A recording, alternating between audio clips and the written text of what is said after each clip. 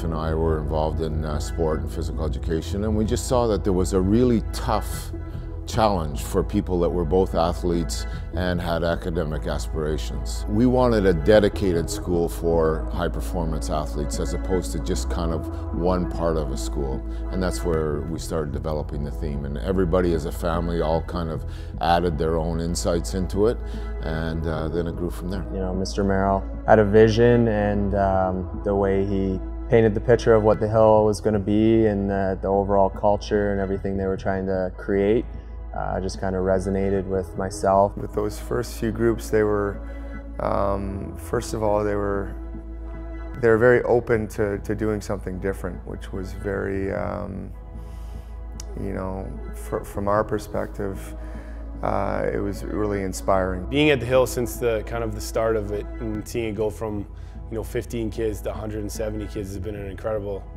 experience. You know, it's been a labor of love. It's been special in a lot of different ways. One, working alongside the Merrill family have become like a second family to me. There's not a single holiday dinner or family dinner that the Hill isn't discussed, but I think that's why the Hill is so special. Majority of the things kind of go back to the acronym, you know, highest level of achievement, reaching your potential. You know, everyone's ceiling is a little bit different, but pushing yourself to your potential consistently every day. It's not always easy.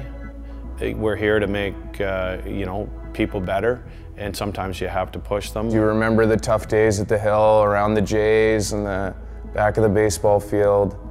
At the time, those are days where you know you're struggling to get through and you're fighting back, but those are the ones that stick with you because that's what made the difference. I came in pretty small. I've never lifted a weight in my life, and Coach Noble got on me right away about that. Some days were long, but at the end, and as I look back now, I wouldn't change it for the world, and it was the most rewarding and gratifying thing I've ever done. It was a big transition from elementary school to like a high school, and I've never been to a high school, and like this is my first one, and I'm going to like playing lacrosse against girls that are from the US, and I'm playing against Team Canada players that are like the best of the best. You're building their skills on a day-to-day basis, and once you get the building blocks, you can do so much more. And all our instructors are professional instructors. A lot of the guys have worked with National Hockey League players and National Hockey League teams.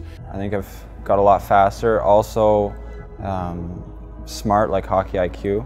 Making good passes and plays for sure. Everybody is on the same path.